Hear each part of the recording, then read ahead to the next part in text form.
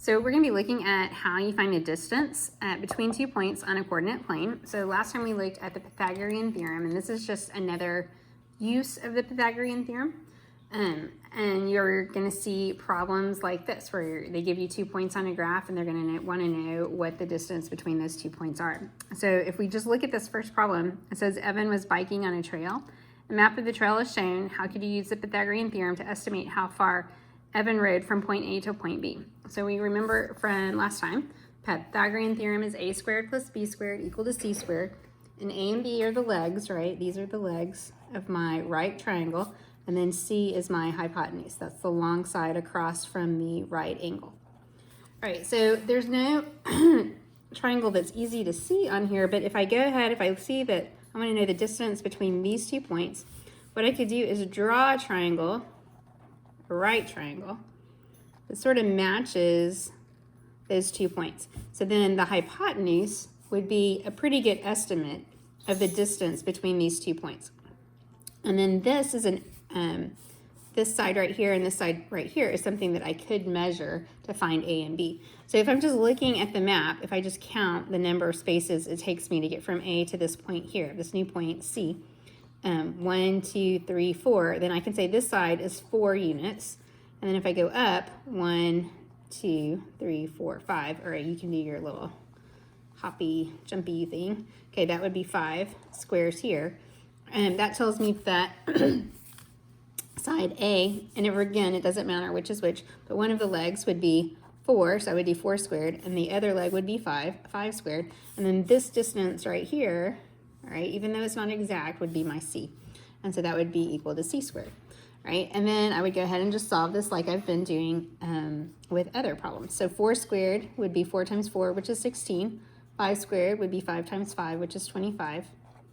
And then if I add this together, 16 plus 25, and get 41 equal to C squared. And then remember, to undo a square, you take the square root. And then that leaves me just the C, and then the square root of 41 is not going to be an exact number, but I can round that to the nearest tenth and get about 6.4. So that's a pretty good estimate of how far it would be between the points A and B. All right, so let's look at the second problem. Determine the distance between the 2 points, round to the nearest tenth if necessary. So again, what I can do is make a right triangle that sort of matches up with these 2 points. And I can go up and make a triangle, or I can go down and make a triangle. It doesn't really matter. But if I go like from here to here, and then I go up, okay, then what I have is my right triangle. So this leg right here, 1, 2, 3, 4, 5 is 5 spaces. And then if I go up, 1, 2, that's 2 spaces. So again, I'm using the same formula as before. A is either 5 or 2, B is it's the other one, and then C is what I'm solving for. So 5 squared is equal to 25, 2 squared is equal to 4, add those up and get 29, and then take the square root to find C. So C is going to be equal to, if you round to 5.4. Okay, again, on this chapter, because we're using square roots, we're going to be using a calculator. So if you don't have a calculator that you can use at home, then you can always use one on your computer. Just type in the word calculator and one should come up, especially in Google, I think it'll come up. And then your phone usually has some type of calculator you can use too that will do a square root. All right, number 3 says to graph the ordered pairs 4, 5, and 0, 2. Then determine the distance between the 2 points, round to the nearest tenth if is necessary. So in this one, I have to do the graphing part myself. So I just remember X and then Y. So I'm gonna go over 4 spaces, 1, 2, 3, 4. I'm gonna go up to 5. So 1, 2, 3, 4, 5. That's the point right here. And then 0, 2. So I'm starting at 0 and then going up to 2. So that's my point here. I want to know the distance between these 2 points. So I'm going to draw a triangle that goes with this. So I can put my triangle going this way, or I can have it going this way. So just to be different, I'm going to go up this time and then over. So the distance from here to here would be 1, 2, 3 spaces. Distance from here to here would be 1, 2, 3, 4 spaces. All right. a squared plus b squared equals c squared. It's really handy. So a could be 3. That would make 4b. And then this is the diagonal or across from my right angle, so this has to be my hypotenuse. All right, 3 times 3 is 9, 4 times 4 is 16. 9 plus 16 is going to be 25, and then take the square root. So 5 is equal to c. So the length of the points, the distance between the 2 points would be 5. All right, next page. Number 4 says to determine the distance between the 2 points, negative 2, 4, and 3, 1, round to the nearest step. All right, so same as before, we're going to start by graphing. Sorry, bumped that. Negative 2, so I'm going to go over to negative 2, and then I'm going to go up to 4. 1, 2, 3, 4. And then 3, 1, so I'm going to start by going over to 3, and then up to 1 would be right here. All right, so I want to know the distance between these 2 points. So I need to draw the other 2 sides of my triangle. So if I go down here and over here, you can see that this is making a right triangle. So I know that the spaces that it takes to get from here to the bottom of the triangle would be 1, 2, 3 spaces. And the spaces it takes to get to this, 1, 2, 3, 4, 5, would be 5. All right, so then once I know the distance from here to here, I can plug it into my formula. A squared plus b squared equals c squared. And again, this is the hypotenuse. It's opposite the right angle, so c is what I'm solving for. So if I let a be 3 and I let b be 5, then I end up having to square. 3 squared would be 9. 5 squared would be 25. And that leaves me with 9 plus 25, which is 34. And then when I square root it, square root of 34 and round it to the nearest 10th is going to be about 5.8. Okay. All right, so then it says to think about the steps you take to find the distance between the 2 points.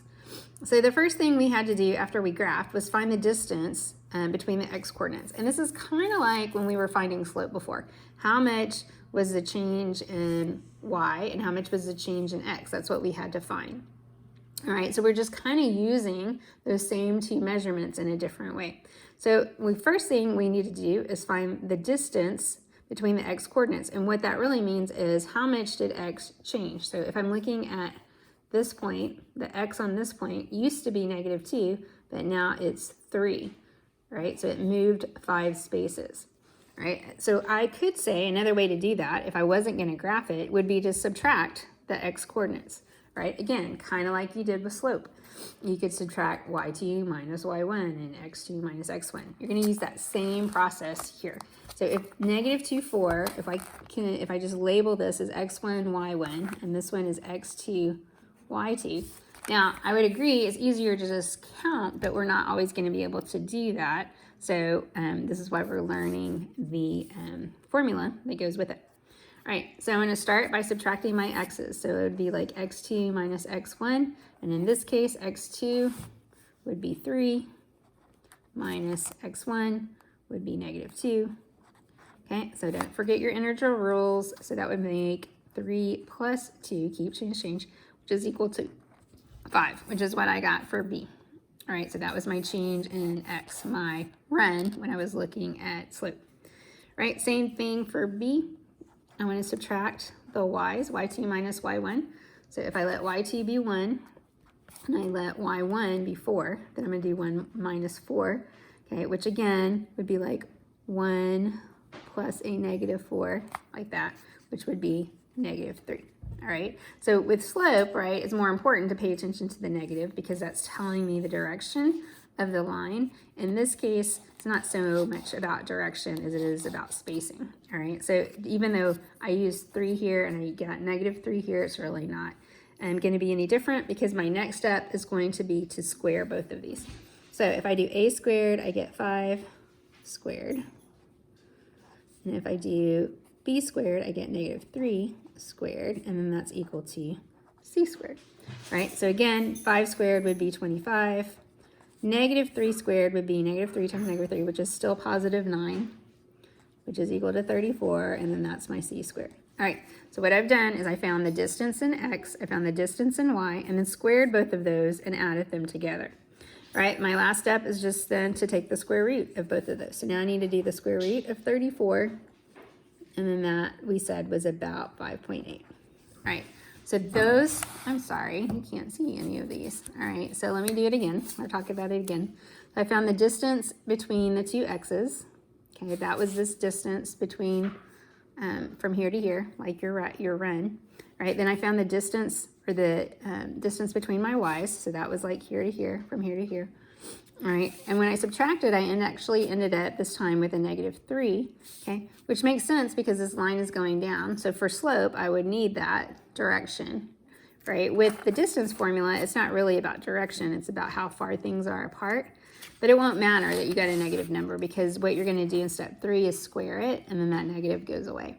So after I find the distance between x and y, I'm going to square both of those, 5 squared, -3 squared, end up with 25 plus 9, add those together, it's 34. My last step is to take the square root, so I have just one side c. So 5.8 here. All right, so these steps you just went through can be used with the distance formula. All right, so the Pythagorean theorem is just kind of rewritten, so and then used to find the distance between 2 points. And we call this right here, this whole thing right here, the distance formula. But basically, it's just all those steps put into one formula. So you can still see you're finding the distance between the x coordinates, right? That's your like a part. And you're finding the distance between the y coordinates. That's like finding your b. Okay, then you're squaring both of those, so that's like a squared. This is like b squared. And then you're finding the square root of that, so that this is no longer c squared, it's just c. All right, that's where your formula comes from. So on a graph, what that looks like is you're finding the distance, right, between these 2 points. So that's the change in x, right? And you're finding the difference between these 2 points. That's the change in y. Again, it's easier if you can just count, but when you can't, you have to subtract. So a squared plus b squared is equal to c squared, right? And then that's why you take the square root of it. All right, so how this works is you just plug in the information from the points into the formula.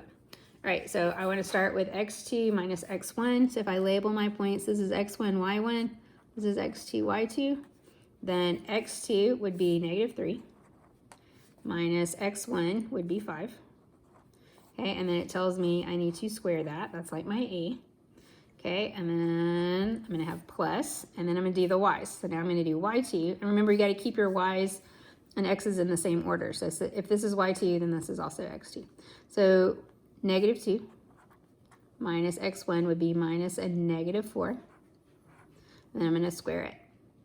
All right, and then the last step I'm going to do is to take the square root of this. All right, so if I want to go ahead and write that, that's these numbers, these variables plugged into this formula. All right, so now it's just about doing the math. -3 minus 5, you can think of that as -3 plus a -5, keep, change. So -3 plus -5 is -8. That's your distance. That's like this distance right here between the 2 points. And then here, if I do keep, change, -2 plus a +4, right? And I'm going to subtract those and get 2. And then I'll square it. That's like your change here between your y's, right? So your b. So I've got a squared plus b squared. And then if I go ahead and square that, -8 squared is 64. And then 2 squared is 4, +4. My last step, right, after I add a squared plus b squared, is to square root it. So now I'm going to go ahead and keep my formula. 64 plus 4 is 68.